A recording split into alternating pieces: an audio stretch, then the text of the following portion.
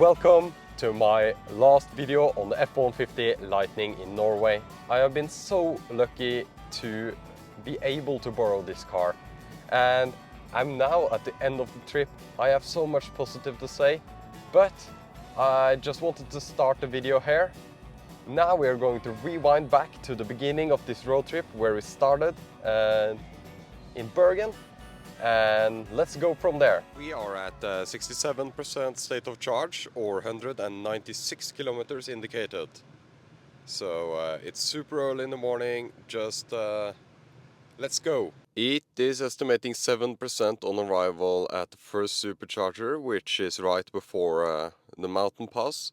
We're taking a different mountain pass today than the last time, so it'll be super exciting to see how this car does. I think the weather should be much better than last time, but we might need to charge before this stop since it says 7%, but we will see. We have been on the road for 1 hour and 48 minutes, and our average efficiency is similar to the efficiency we have had before at 280 watt-hour per kilometer. It says that we can make it all the way to Eidfjord without charging, with 10% left. Let's try. It's cold outside, but I'll try to just be gentle on the throttle, but I think we should be fine. It's 54 kilometers there, and it's estimating 83 kilometers of range. As you can see here, Eidfjord has superchargers, and those are open for everyone, so we can use the superchargers. If it doesn't work or they are occupied, they are probably not occupied, there are other chargers there as well. So let's see. 10% on arrival. Is that good enough?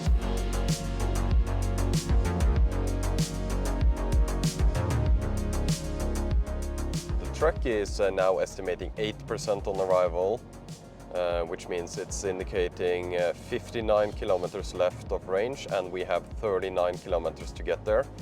I know that we are a little bit higher up than the destination, so I hope it'll adjust a little bit when we are driving down right now.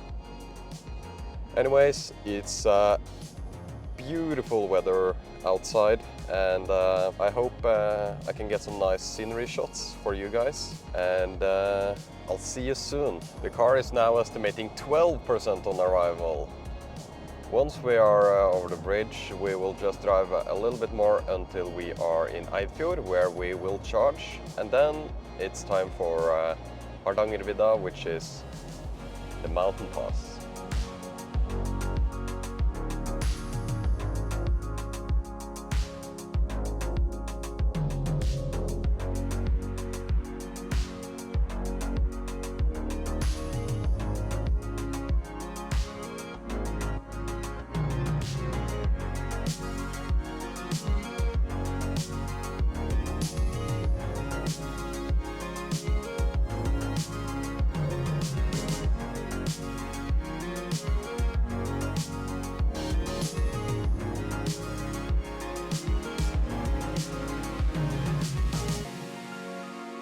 I just stopped to take some pictures.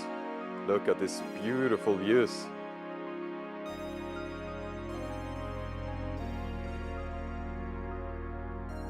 We found a perfect spot, so we are only using one location on this V2 supercharger. We are getting our maximum speed, so it's completely fine. The charge port is actually at the passenger front, and this is different than the States. In the United States, the F-150 Lightning has the charging port here. You can see I can't open it. It's probably a dummy port or something underneath. But it's moved location when it was rebuilt in Germany. Kind of strange. I think it's due to technical limitations, and yeah, it's actually an okay position, because now I can use these pull-through stalls without taking up any more places than needed.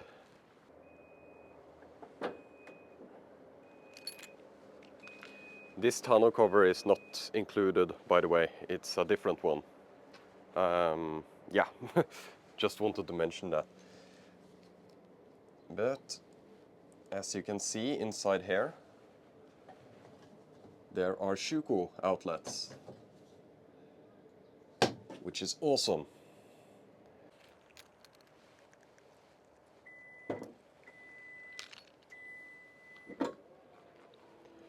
Unfortunately, there are no outlets here. You can see that, I think this is the place it's supposed to be. Vehicle Modification Center Ford Werke GmbH Köln, which rebuilt this vehicle for the European market. And I think in the United States, when you have Pro Power on board, there are outlets here. I thought this was just an American outlet before, but it says 230 volts, and that's not the normal outlets in America. They are 110 volts. Of course, they have 230 dryer outlets and such. But you can see it's kind of strange, but it'll take Shuko and it'll charge perfectly fine. So I can charge my drone at a pretty fast rate. You can also see that we are charging at 134 kilowatts right now, which is nice. Look at all the space. So I have my camera gear here, and you can put the seats up to get an enormous amount of space. We are at 46%. We have been here for around 10-15 minutes. So yeah, the charging of this truck is a little bit slow. I wish it was had a higher peak, but the curve is pretty good, it seems. No problem for me, because I need to fix some camera stuff anyways, so I'm still the bottleneck. What I do find a little bit annoying is the mindset of having a start button. Start buttons are actually fine to have, but I believe they should be optional, because this is an EV and everything should be available to me immediately, or that's at least my opinion, without having to do anything. So if I want to start the Pro Power on board because I want to use the outlet here to charge my drone, if I press this one, it'll tell me the vehicle needs to be started to deliver power to the outlets. There is normal USB and USB-C here. I wish it was just USB-C, or at least 2 USB-C ports. But it's nice to have combined with the wireless charger, which actually works. It'll overheat your phone, or at least my phone, but it still delivers more power than, for example, the Tesla one. I like that you can adjust the pedals, so you can move them towards you or away from you, depending on your height. So you can always get a super comfortable seating position. I really like that. You can see that this has an IR tracker there, because you can see it on the camera. I can't see this in real life, it's not visible to the eye. But we don't have Blue Cruise, we only have lane holding. Okay, let's just go to navigation, and I think we will go to Gol to get 2 charging stops on this trip as well. It says we will arrive with 13%. Charging is not needed there. We are going over a mountain pass, and I need to stop to take some pictures and stuff. So yeah, we will charge for a little bit more and then we will leave. Wow, that's expensive. 130 kilowatts still at 64%. So as I said, it's a very flat curve, which some people like and some people dislike. I have no preference really, and when you have 130, it should be able to get 150 max, but then I think the conditions need to be a little bit better. But 130 is fine as long as the curve is pretty flat. But I do wish it was a little bit faster. We are waiting for some road works and a car that will drive before us up. So while we are waiting, we can go through the stats, and we are at 29 kilowatt hours per 100 kilometers, which is the same as 290 watt hour per kilometer. We have been on the road for 3 hours and 4 minutes, and we have driven 174 kilometers so far. So yeah, we have 130 kilometers left until we are at next charger, with 196 kilometers indicated here. We're now climbing up into the mountains, and when we do so, the number above here, which is the range we have left, will decrease because we use more, and it might even decrease as much as under the number here, which is the destination, which is how long it is until the destination. So it might say you can't make it, but I already know that we can make it, because when you climb up a hill, you will go down a hill. So that's the problem with a guessometer.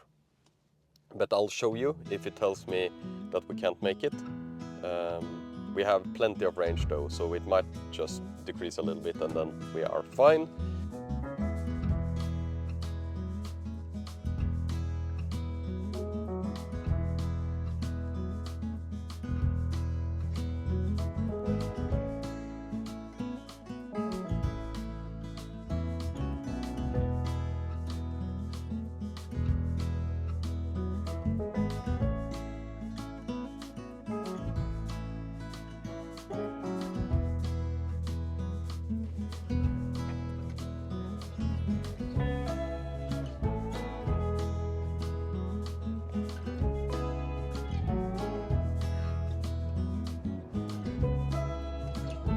We are at the top of the mountain, and that means that we are at the lowest efficiency for this trip, most likely, unless some super bad weather comes up. So we are at 330 watt hour per kilometer, so it has increased from 280 watt hour per kilometer to 330 watt hour per kilometer.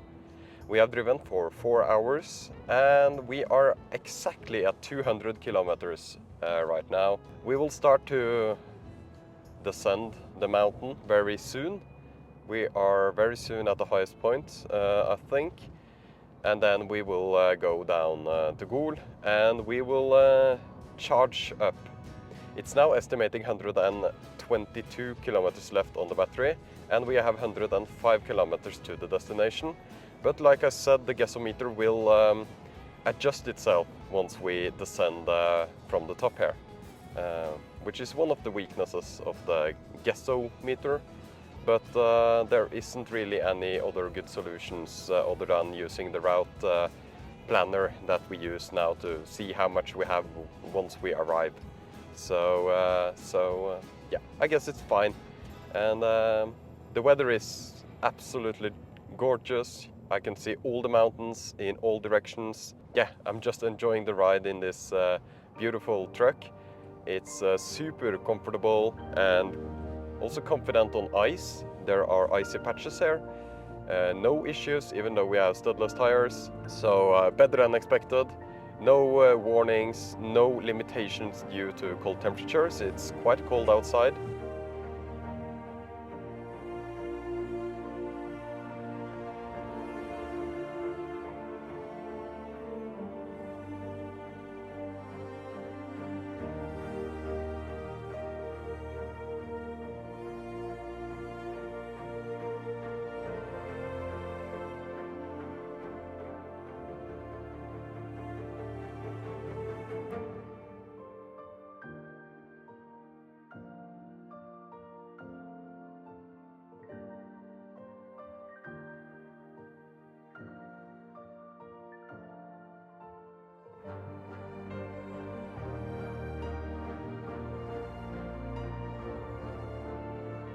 We are finally here.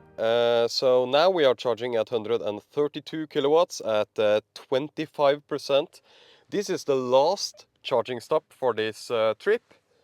I'm just going to run over to See, there we go, the Burger King over there, and eat some food. When I'm done, I'll be back here and I'll summarize my thoughts on this vehicle for the time that I've had it. We are at 67% state of charge and we are ready to just go. This is both a work truck and a personal vehicle. It can be both and it has to be reviewed as both. And I'll start with the work truck stuff. I have had limited time with this vehicle, but I got to test everything even though I didn't film everything. Aside from towing and actually having stuff in the bed of the truck. But just looking at the bed first, it's lined with some super durable material. I feel like I can just throw everything I want into there and nothing can scratch it up. Just throw in timber, building materials, etc. Just it's super solid. It has a step where you can take out a step and a handle to make it easy to get into the car. And it's just so thoughtfully screwed together. And that's the difference between Ford and other brands, especially Tesla, if I'm allowed to mention them again. And it's so purposeful. And the frunk in this truck is 400 liters large. It has a ruler, so you can actually measure stuff. And yeah, it's just so thoughtfully screwed together, this thing. So as a work truck, the performance is great if you need to tow stuff, but the range will be massively decreased. So that's something to think about if you're actually going to use it for work. Aside from those comments, I don't have any experience with using a truck for work, and I don't feel like I can elaborate any more on that, other than that this has an awesome towing capacity and the frunk in addition to the bed, so you have a ton of storage and you can put the seats up in the back, so you have unlimited storage in this truck. As a personal vehicle, and this car is comfortable, has a ton of space, like I mentioned in the work-related portion, and just it feels so comfortable to just cruise around in. For long road trips, which are more, you are more likely to do long road trips in personal settings than in work-related settings, I think. So I'll talk about the road trip experience, which I'm doing now. I'm road tripping now. I just had between Bergen and Oslo, you need 2 stops with this car if you have a charger in both ends and start with 100%. You might be good with one charging stop, one longer charging stop. So the road trip experience is fine. It would be better with the extended battery, but the problem is not the capacity of the battery. It's actually pretty good. It's about the same range. In my calculations, it's about the same range as the rear-wheel drive Model Y, this standard range F-150 Lightning in Norway, Norwegian conditions on the road. It's about the same range, and that range has always been good enough, more than good enough actually. 2 stops between Oslo and Bergen is fine. It's 8 hour with charging trip actually, so that's fine. I just wish it charged a little bit better, of course. You can always be better. For example, this one holds 130 and then throttles at 60% or something. I think the charging curve will move itself based on when you start charging. That's my experience with this so far, at least. So it all depends. But anyways, this is a super interesting vehicle. And now I'm going to talk about my personal experience, not numbers on papers. I love this vehicle. It's so fun to drive. It's, of course it's large. Of course you feel like you are the boss of the road.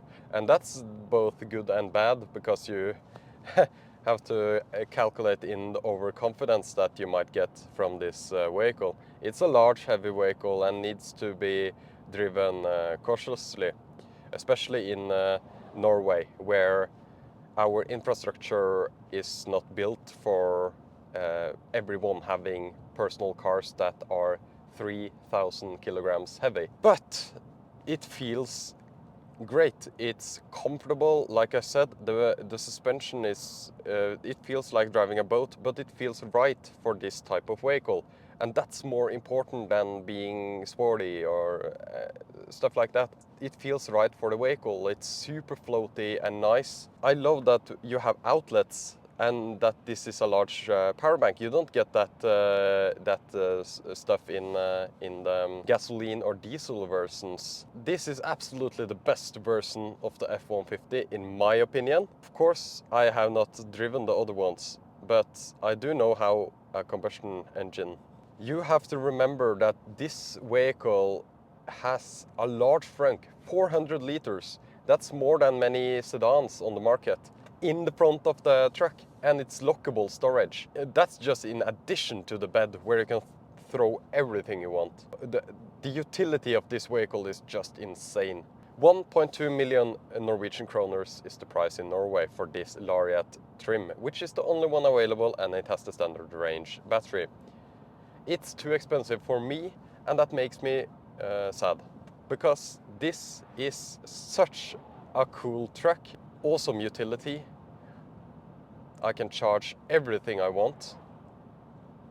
I could use it in a business case and in a personal case, which together makes this much more appealing than, for example, my Model 3 sucks for work-related stuff, even though I have a roof rack and put stuff up in the roof rack and yeah, you know, it's... I just smile when I drive this truck, like I do with my Tesla as well, but okay, I just want to be clear. The reason I'm comparing my Tesla is because that's my personal vehicle at the moment. It's not, it doesn't go against this truck at all, because a completely different product. But this one has a driving experience that is super fun, but super different. It's not sporty, I would say, in the suspension. It's too floaty, but it's exactly like a large truck should be. It feels very right, and the acceleration is awesome because it's electric. Which would be my main gripe with a truck, that it isn't fast enough to pass people and stuff, but this one is plenty fast, so that's a good thing. The looks I get on the road here is it's just awesome. You stand out from the crowd with an F-150, and especially an F-150 Lightning in Norway. You stand out from the crowd. Just to compare it to another large vehicle that I have driven, the Kia EV9. That one also has a lot of the utility features, like you have vehicle to load, which means that you can supply energy from the vehicle easily via the inverters. And it has a large space, it's a 7-seater, etc. It's a whole different vehicle, the Kia EV9 as well, but it doesn't feel as nice to drive. It's of course smaller, but the steering doesn't feel right. It's not all dialed in, but this one is so dialed in. You can see that Ford has been making vehicles for so long, and they have been making this type of vehicle, the F-150, for so long, that they are able to know exactly how a large truck should drive and how comfortable it should be. And they have tuned everything, and the steering wheel, it feels right. They have room for improvement on the electric vehicle drivetrain tuning. It's not as smooth as other electric cars, but it's very close and it's up there. It's one of the best, and it doesn't annoy me at all. There are a few things when you're driving at slow speed with I think it's called gear cogging, when you, anyways, or cogging, when the vehicle kind of vibrates when you are driving slowly. And also where brake hold is a little bit, they could use a little bit more time tuning it, but I'm not here to complain too much about it, because it's actually better than other electric cars that I've tried, and it's far from the worst. It's not an annoyance in day-to-day driving, just something that I notice, and it's always room for improvement somewhere, right? Where was I? Yeah, the interior. I like the interior. It's a rugged and yeah, seems like a work truck interior. But this is the Lariat trim, so you have some comfort features in addition to the rugged interior. So you have ventilated seats, which are awesome.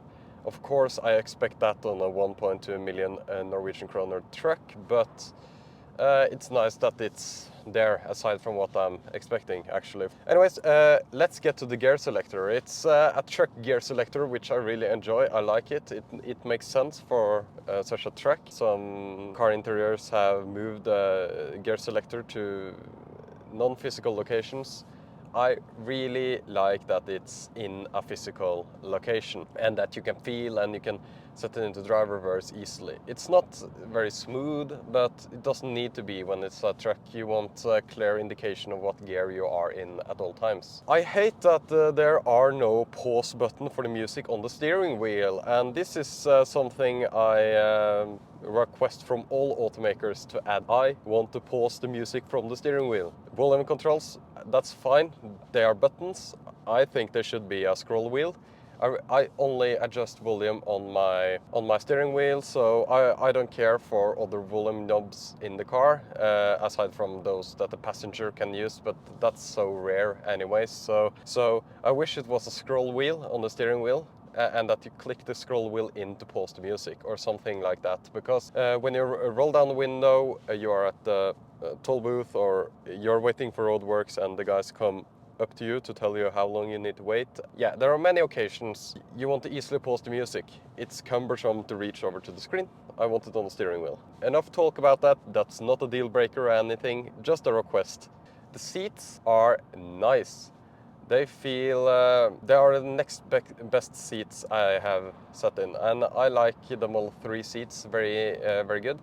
These feel almost as good to me, but that's just personal preference. It's hard to say, but I can confirm that the seats feel great. They have a good support, and they fit the truck characteristics. They are soft and floats well with the suspension. Let's just pinch in a little bit about the efficiency and charging time of this Ford F-150 Lightning with the standard range battery.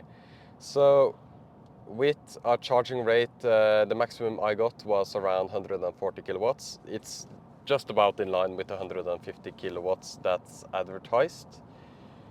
It's always difficult to know if they advertise, yeah, a lot. Sometimes the energy goes to the heating of the cabin and stuff. So I would say it's in line with what is advertised as the maximum charging speed. The curve is pretty great, but it'll drop off, and after 80% it's really slow. After 90%, I don't think you actually should fast charge this vehicle to 90 or above 90% ever. But the charging speed is flat, and that saves the curve, to be honest. It's a little bit slow, and I wish we could get, at the size of this battery pack, we should be able to get around 200 kilowatts, 190, 200 kilowatts charging. And that would be nice if we could have that at a curve. That would make the road trip experience better. For Oslo to Bergen with slow speed limits, that's fine. But maybe if you, for example, you are driving on motorways and such, you will notice this a lot more, and it'll slow down the trip significantly. So that's a gripe I have about this vehicle. For most people, they home charge most of the times. Charge at home, charge at night, and never think about charging. That's the best way. And for that, this vehicle is impeccable. Fast charging speed is a little bit slow. Fine between Oslo and Bergen, I would say. Completely fine. If you go, let's say that you travel from Oslo to Kristiansand on the motorway stretch, you would have lower efficiency and you would rely more on fast charging, and then you will be slowed down for that. But how many people buy a truck for commuting between those cities? No one. So if you don't need fast charging in the day-to-day life, like you should not rely on fast charging in day-to-day life with an electric car if you bought the correct one for your use case. Fast charging is for that rare trip out and about. For that, it doesn't really matter. Efficiency-wise, it uses 280 watt-hour per kilometer when we have driven now from Oslo to Bergen and Bergen to Oslo. It's around the same efficiency everywhere. 280 watt-hour per kilometer is actually pretty good for this truck. Surprisingly good. I don't know, I thought it would be worse for some reason. But I guess it's fine. There are electric SUVs on the market that use more than 280 watt-hour per kilometer. So that's a nice efficiency. And 280 watt-hour per kilometer translates to about 350 kilometers real-world range in these conditions. I think this will get close to its VLTP estimates in the summer. It feels like it. The battery is not that enormous that it's wasteful. It's still a great truck with a great size battery. So just a little comment on efficiency and how far you can travel in this thing, especially in Norway. I have rambled a lot. Let's try to conclude this video, or at least conclude my thoughts on this vehicle. As I said in the start of the first video, I said that I haven't driven an F-150 before. This is my first F-150 and it's an electric one. I was thinking that stuff would be a little bit more old school than it is. It isn't as old school as I thought. There are certain conservative design decisions, but the infotainment feels modern. It's fast enough. Yeah, everything feels pretty modern, and it has all the sensors, 360 camera, of course.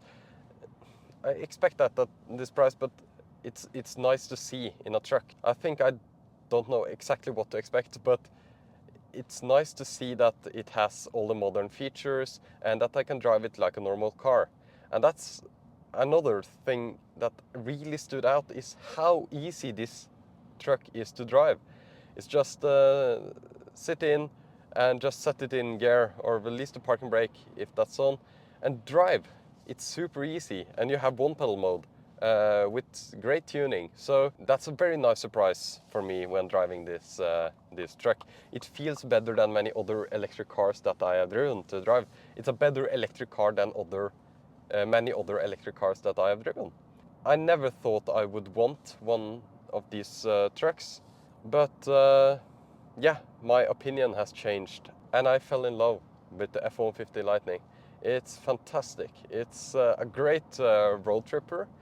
It's comfortable. It has all the utility that you need and more than you need, most likely. It's a little bit large, but that's what you get in a full-size truck. So either you want it or you don't. So that's a simple decision to make for yourself. But if you're looking for a truck in Norway and you are looking for a full-size truck, a large truck, I don't know why you would go for the gasoline or diesel version. This is completely fine for most use cases. Like I said, maybe if you're towing over long distances, maybe you want a diesel truck, but then you know that you need a diesel truck. Most use cases where you, for example, have a farm and you need a truck for hauling food for the animals, yeah, you actually use the truck bed and you need a large vehicle, and the size doesn't really matter because you are actually on a farm.